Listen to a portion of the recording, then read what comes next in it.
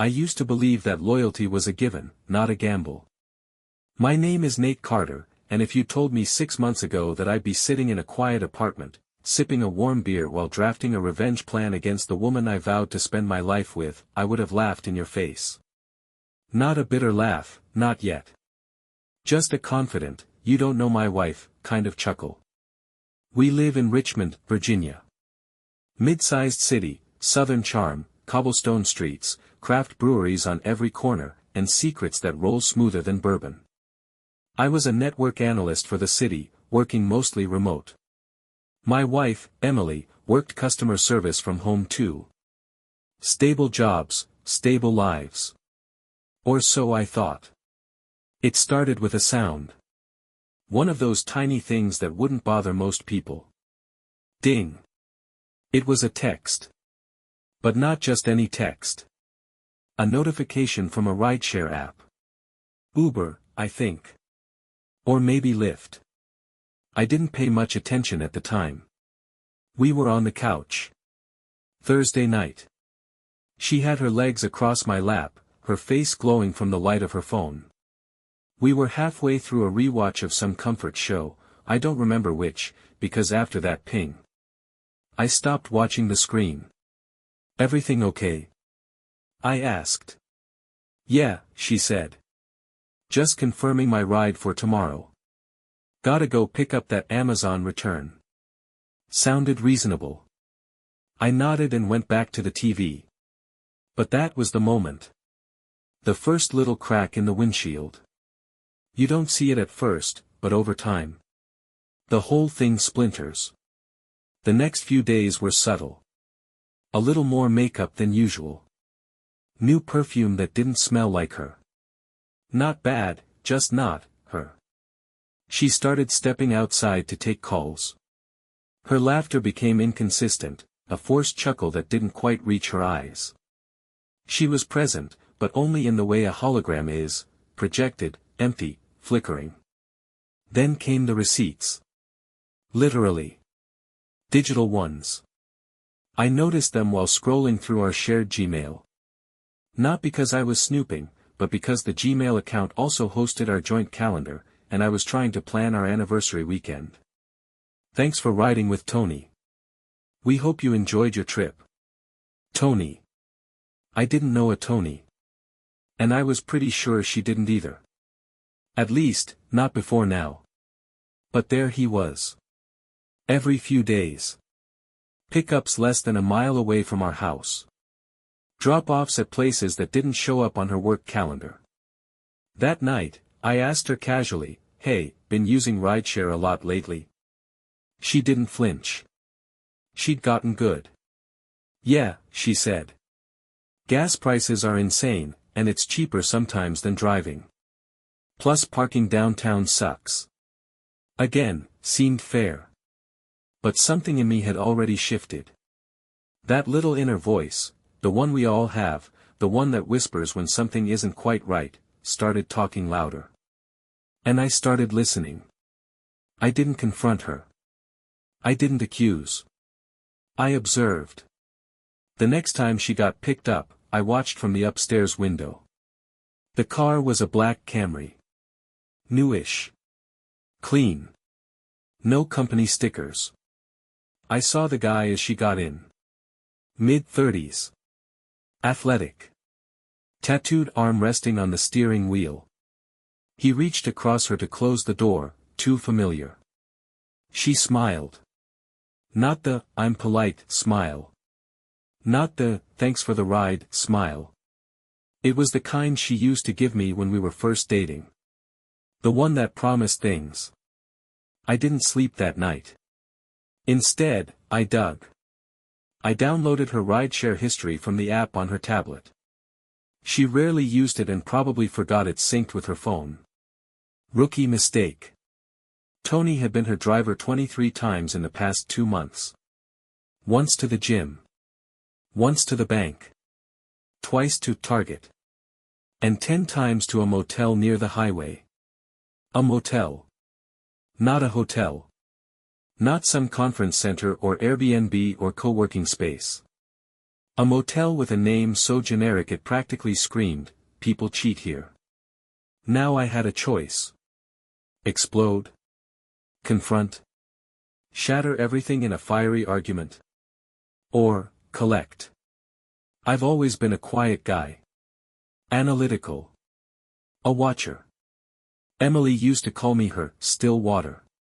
What she forgot is that still water runs deep. And sometimes, there's a riptide underneath. So I started plotting. Not for revenge, not yet. That word didn't feel right. This was about clarity. About confirming the worst so I could prepare for what came next. I wasn't going to beg, or grovel, or scream. I was going to know. And once I knew, well, that was when the game would begin.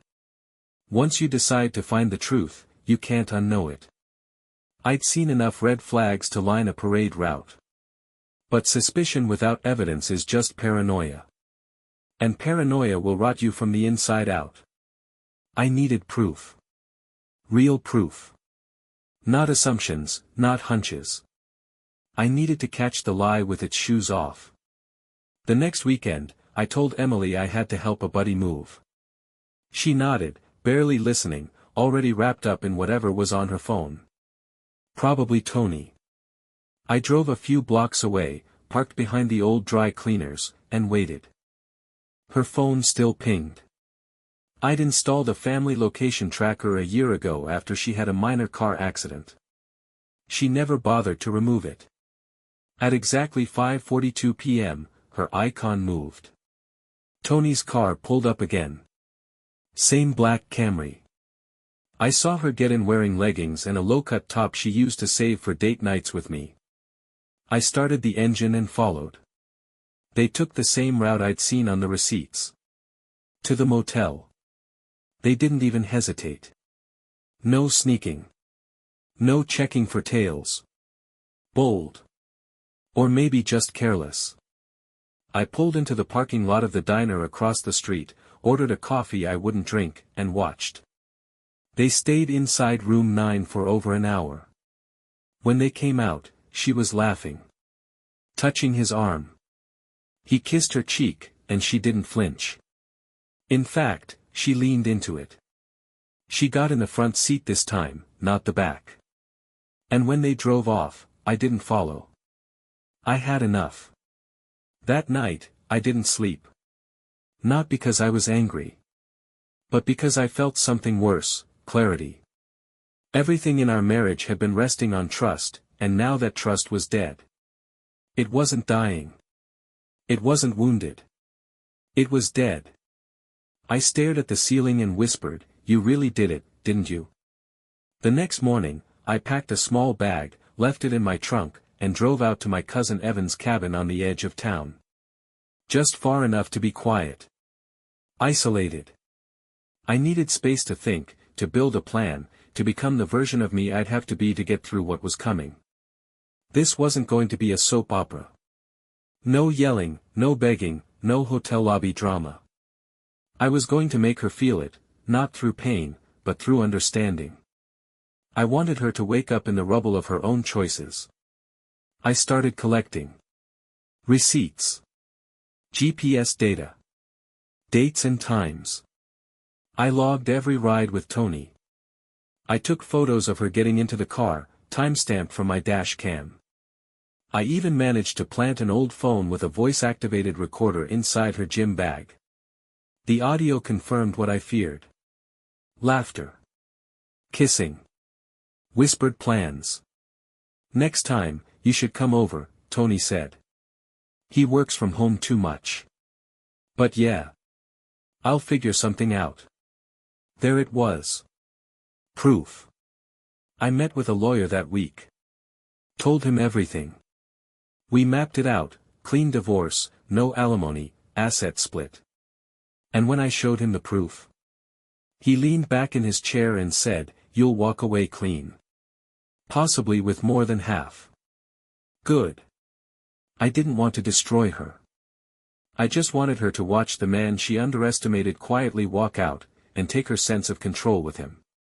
But the best revenge isn't about leaving. It's about how you leave. The strange thing about betrayal is how ordinary life continues around it. You still brush your teeth. Still take out the trash. Still wave to neighbors who have no clue your marriage is hemorrhaging in silence. After that meeting with the lawyer, I started building my exit like an architect with blueprints no one else could see. Quiet moves. Strategic ones. The goal wasn't to lash out, it was to walk away with everything she never appreciated. My plan hinged on patience. Timing. Let her think everything was fine. Let her think she was winning. Emily had no clue. She was still smiling when she brought home my favorite takeout that Friday. She even kissed me on the cheek. Said, we should go somewhere nice soon. Just the two of us. I nodded. That sounds good. Inside, I felt like I was watching a stranger play dress up in my wife's skin. I called the locksmith the next morning. Told him I needed a second set of keys made, for an apartment I'd leased downtown under my name only. Nothing fancy, but it had a secure building, underground parking, and, most importantly, peace. Next, I called my buddy Rich. We'd been college roommates. He worked in IT security and owed me a favor. Within a day, he had the login info for Emily's cloud backup. Messages. Photos. Her calendar. I didn't need everything. Just enough. And there it was. Selfies. Bathroom mirror shots. Messages to Tony with hearts and winks and things she hadn't sent me in years. Miss your face already. Can't wait for Thursday. Tony replied, next time, don't wear panties. That one hit like a punch to the ribs. Not because of the words, but because of the casualness. That's when I knew I couldn't just walk. I had to flip the power dynamic. So I made dinner reservations. Not for us. For her and me, and Tony. I created a fake text from an unknown number, signed it T, and scheduled it to ping her while we were out. Then I reserved a table at a small Italian place near the river. Private booths. Low lighting. Perfect for theatrics. She dressed up. Took extra time with her hair. When she came out of the bedroom, she smiled like she used to. I returned the smile. Not because I meant it. But because it would be the last time she'd see it. Dinner started smooth. Breadsticks. Wine. Small talk. I let her talk about her week, her plans, how disconnected we'd felt lately. I nodded, played the part, listened like a man about to forgive. Then, midway through dessert, her phone buzzed. She glanced down. Froze. Tried to hide it. I leaned forward. Something wrong? She looked up, eyes dancing. No, just work. I reached across the table, picked up her phone, and showed her the screen. Next time, don't wear panties. T. She turned to stone. I stood, laid a manila envelope on the table, and said, that has copies of every message, every photo, every ride receipt. I've already filed for divorce. The lawyer will contact you on Monday. She opened her mouth, but nothing came out. I left the restaurant and didn't look back. Back at the apartment, I poured a drink and looked out over the city. I wasn't broken. I wasn't angry anymore. I was free. Emily called 3 times that night. I didn't answer. I didn't need to. There was nothing she could say that wouldn't be a lie, a manipulation, or some tear-soaked attempt to rewrite the truth I'd already seen in high definition. By morning, the text started. Nate, please. I can explain. It was a mistake. One mistake. I didn't want to hurt you. I still love you. Funny how love always shows up after the reckoning. I forwarded the texts to my lawyer. He told me to keep everything. Evidence wasn't just about guilt, it was about leverage. And right now, I had enough to tip a legal scale like a wrecking ball. Around noon, Tony texted me. Yeah. Tony. No clue how he got my number. Maybe Emily gave it to him back when she still thought this was all manageable. Look man, I didn't know she was married. I wouldn't have gone there if I knew. That made me laugh out loud. Like actually laugh. First time in weeks. I didn't respond. He didn't deserve the dignity of a reply. Instead, I focused on what mattered next, control. When you're betrayed, your first instinct is to react, to scream, to confront, to beg for answers you already know. But control? That's where the real strength lies. And I intended to keep mine. By the following week, Emily had moved out of the house. She didn't fight it. Maybe she knew better. Maybe she thought a tactical retreat would buy her time to win me back. I let her believe it. I went to work. Smiled at neighbors. Cleaned out the garage. No one suspected a thing.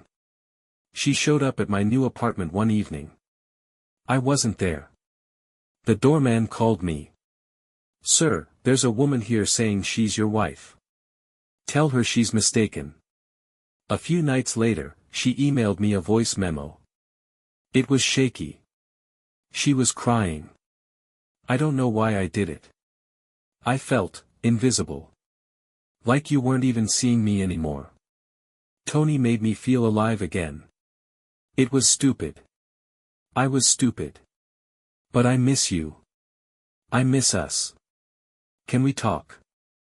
I played it once. Deleted it. The next morning, my lawyer called. She's not contesting anything. You'll walk away clean. Settlement finalized by end of month. I nodded, let the relief wash over me. But I wasn't done yet. Tony still gave rides in Richmond. I knew his schedule. And I knew something about his car that even he probably didn't think twice about. His license plate was slightly crooked. Small thing. But memorable. So I made flyers. Nothing slanderous. Nothing illegal. Just informative. Know who's driving. This rideshare driver has a history of inappropriate relationships with female passengers. Simple. Blunt. Anonymous. I printed 30. Left them taped to light poles downtown. Slipped a few under windshields. Left one on the bulletin board at the gym. The ripple effect would do the rest. I didn't want revenge. I wanted accountability. A week later, Tony's profile disappeared from both Uber and Lyft. I heard he took a job 2 counties over. As for Emily, she kept texting every few days. She missed me. She wanted to talk. She said she'd started therapy. I didn't reply. I had a new number by then. And a new chapter to start. 2 months passed. The divorce finalized quietly, without drama. No courtroom theatrics. No last-ditch pleas. Just a signature, some notarized copies, and a firm handshake from my lawyer. Clean break. My name came off the mortgage. Her name came off my future. For the first time in years, the house was truly silent. And somehow, that silence was a kind of music. No more excuses. No more late-night anxiety loops. No more mental gymnastics trying to believe the unbelievable. I had lived with a question mark in my chest for far too long. But now. Now I had the period. The end of that sentence. The full stop. The funny part is, I didn't even realize how heavy it had all been until I felt what it was like to live without it. I picked up old habits I'd shelved. Started running again in the mornings, before the world got loud. The air in Richmond had a bite in the fall, sharp enough to remind you were still alive. I ran along the James River Trail, past murals and brick warehouses, past people who didn't know me and didn't need to. It felt good to sweat without grief clinging to my skin. I reconnected with people. Some friends I hadn't spoken to since my wedding. Others I hadn't seen since college. It's strange how people come back into your orbit when you stop pretending everything is fine. I even started reading again. Not self-help books. Not guides to healing. Just stories.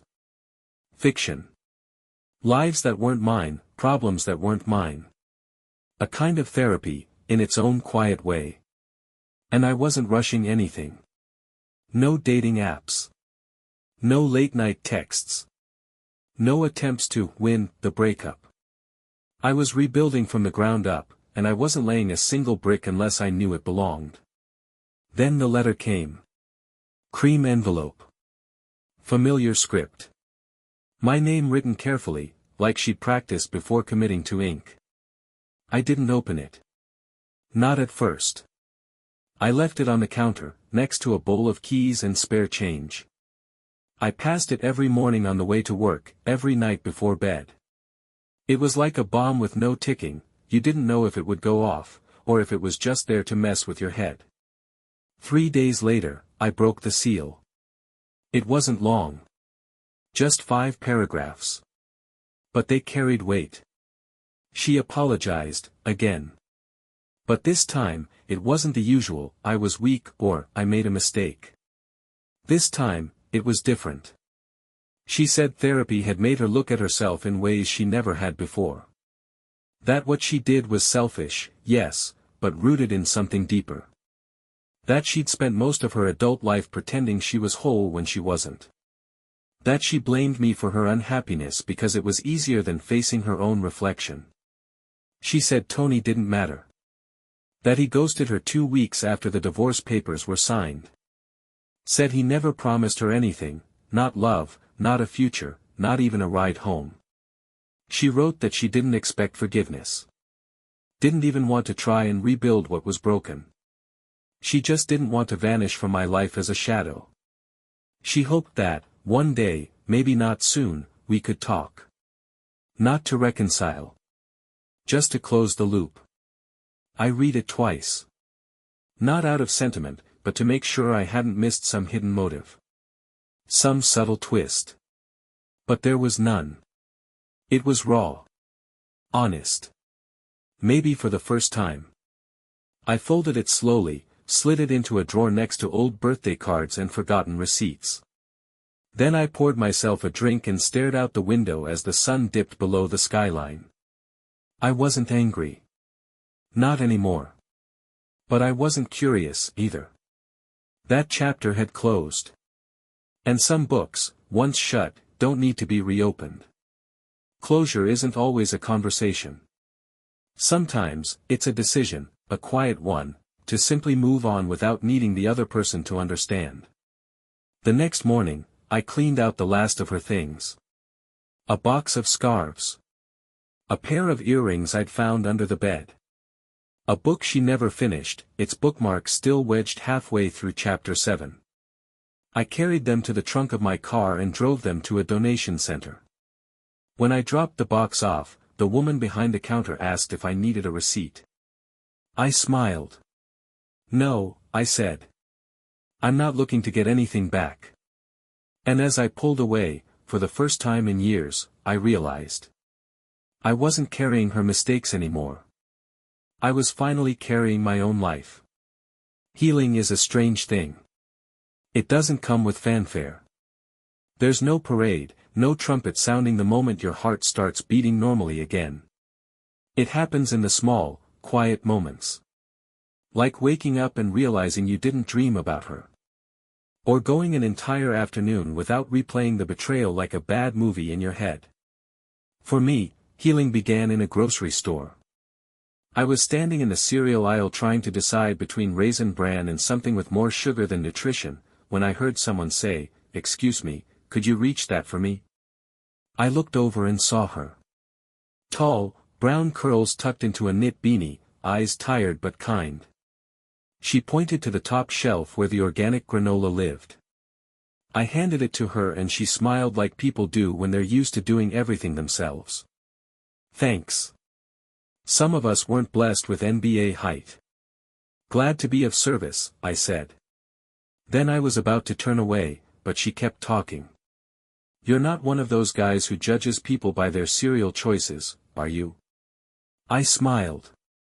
Only if it's Lucky Charms. That's where I draw the line.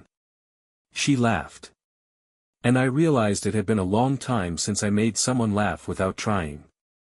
Her name was Mara. We ended up walking to the checkout line together, chatting about nothing in particular. She was new to Richmond. Worked in community health. Had a dog named Jasper who apparently had a vendetta against squirrels. We didn't exchange numbers. Just names and a good conversation. And you know what? That was enough. For weeks, I didn't see her again. But I kept thinking about that 10-minute interaction in aisle 7. Not because I thought it meant something. But because it reminded me of something I'd forgotten. Connection doesn't always have to be complicated. A month later, I saw her again. At a coffee shop. She waved. I waved back. This time we sat. Talked. Laughed a little longer. Eventually, we exchanged numbers. It wasn't a spark that turned into wildfire. It was more like a pilot light. Small, steady. Quietly warming up parts of me I thought had gone cold. I didn't tell her much at first. Just that I was recently divorced. That I was still figuring things out. She didn't ask for more. She didn't try to fix me. She just listened. And I think, in a way, that was the most healing thing of all. One night, as we sat in the park watching the city lights flicker against the river, she asked me what I'd learned from all of it. I thought about it. I learned that sometimes the people who promise to love you forever are the ones who teach you what betrayal really feels like. But I also learned that forgiveness isn't about them. It's about letting yourself move forward. She nodded. And do you feel like you've moved forward? I looked out over the water. I think I'm finally walking in that direction. She rested her head on my shoulder, and we sat in silence. No expectations. No pressure. Just two people who had been broken, learning how to be whole again. There's a point in healing when the past tests your progress. A kind of emotional ambush. It doesn't knock politely. It kicks in the door, just to see what you'll do. For me, that moment came on a rainy Tuesday. I just finished a run, soaked to the bone, earbuds still in, when I saw her. Emily. Standing outside my apartment building. Hair longer now. Drenched. No umbrella. Just holding herself like she had nowhere else to go. I stopped at the end of the block. I didn't walk up. I didn't wave. I just stood there, heart calm, watching the woman who once shattered me. Eventually, she saw me. Her expression shifted, surprise first, then something softer. Hope, maybe. Or regret. Hard to say. It didn't matter. She started toward me. I took a breath. Kept my feet planted. Hey, she said. Emily. Can we talk? I looked past her, toward the building. About what? She hesitated. I just needed to see you. I know I shouldn't be here. I know it's been a while. But. You're right. You shouldn't be here. She blinked. I just thought maybe we could have a coffee. As friends. We were never friends. She bit her lip. The way she used to when she was nervous. Back when that kind of thing made me want to protect her. Now it just made me tired. I'm sorry, she said. I still think about everything. Every day. I don't, I replied. She looked down. Rain rolling off her jacket. Her voice cracked. He left me, you know. Tony. Not long after the divorce. Turns out, he wasn't anything special. I raised an eyebrow. You needed a divorce to learn that? She didn't respond. Emily, I said, soft but firm, you made your choices. And I made mine. I forgave you. Not to open a door. To close one. She nodded slowly. The tears blended with the rain, and I couldn't tell which was which. Take care of yourself, I said. And I walked past her. Not angry. Not bitter. Just done. Back in my apartment, I peeled off my wet clothes, dried off, and sat by the window with a cup of tea. A quiet pride settled in my chest. Because the man she betrayed? He never would have had the strength to walk away like that. But the man I'd become? He didn't owe her a damn thing. Later that evening, Mara texted. Rainy night. Want to come over? Jasper's curled up on the couch, and I made soup. I smiled. Texted back. On my way. Because healing isn't about forgetting the past. It's about knowing it can't touch you anymore. Mara's apartment was warm in all the ways that mattered. Soft lamplight. The scent of something garlicky drifting from the kitchen. Jasper, her dog, lifted his head from the couch when I walked in, gave a half-hearted wag, then flopped back down like he approved. Mara looked up from the stove and smiled. You made it. Wouldn't miss it. She handed me a bowl of soup and a glass of wine without asking if I wanted either.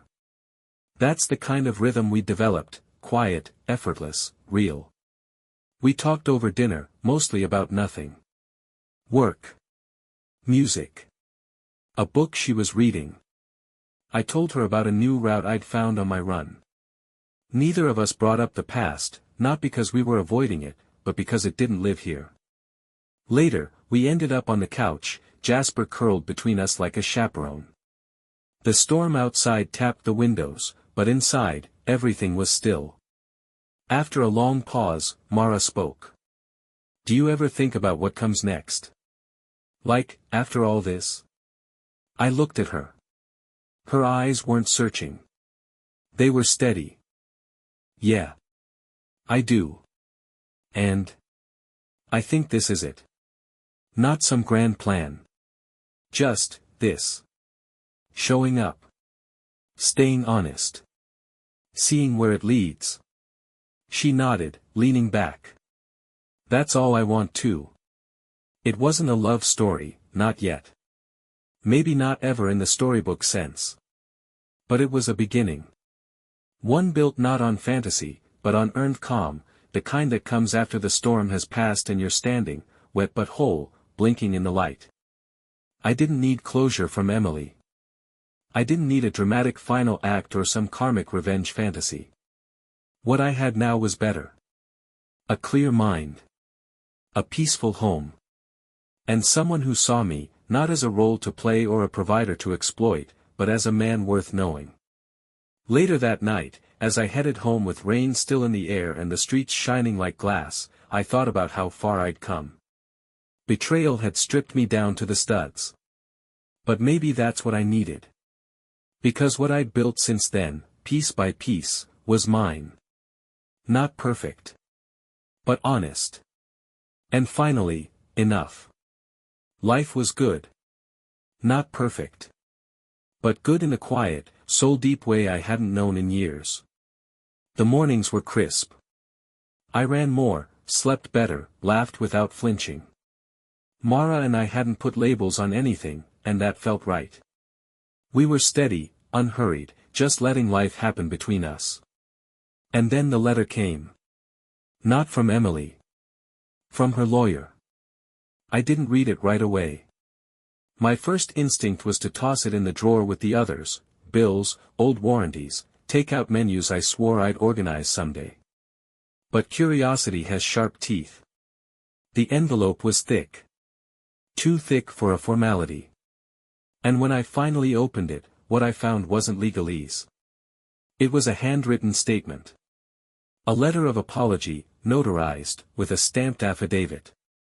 In it, Emily admitted everything. Not just the affair. But the deception. The manipulation. She named Tony. Described the timeline. Even admitted to planting a few lies about me early on, to her friends, to her family, just to feel justified. Her lawyer included a statement saying it was part of her own legal closure. That she wanted it on record that the failure of our marriage had been her doing. There was no request. No angle. Just a signature. And a postscript. I don't expect forgiveness. I just don't want to be remembered as someone who let you carry the weight of my sins. I set the letter down. Sat with it for a long while. I should have felt vindicated. Or angry again. Or relieved. But the truth was, I didn't feel much of anything. Because I'd already moved past it. Later that evening, Mara noticed I was quiet. I handed her the letter. She read it slowly, then looked at me. You okay? Yeah. It's just strange. Reading the truth this late in the game. Like watching the credits roll on a movie you already walked out of. She nodded. You want to talk about it? Not really. She didn't push. Instead, she took my hand.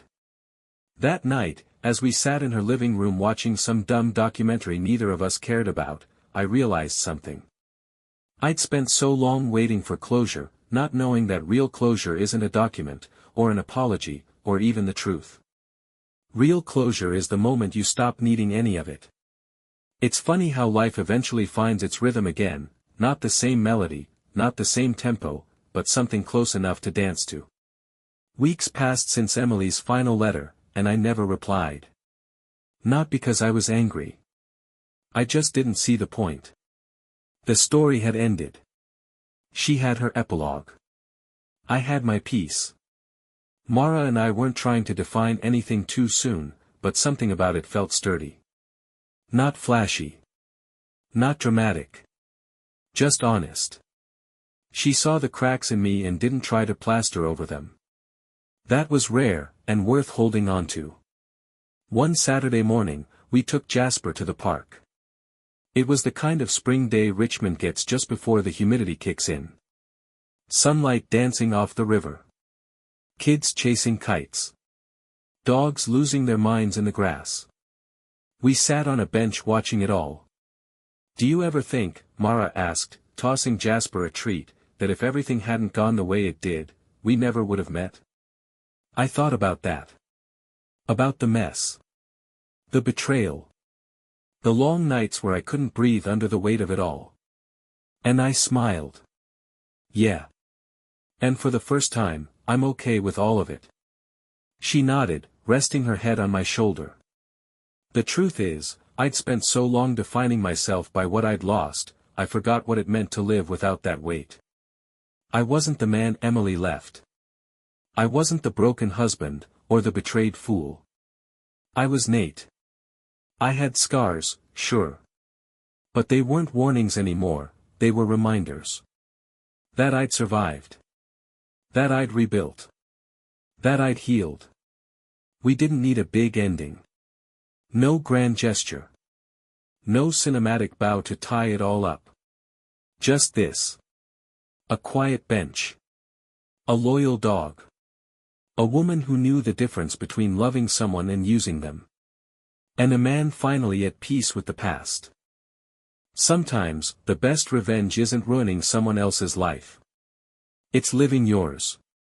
Fully. Freely. And never looking back.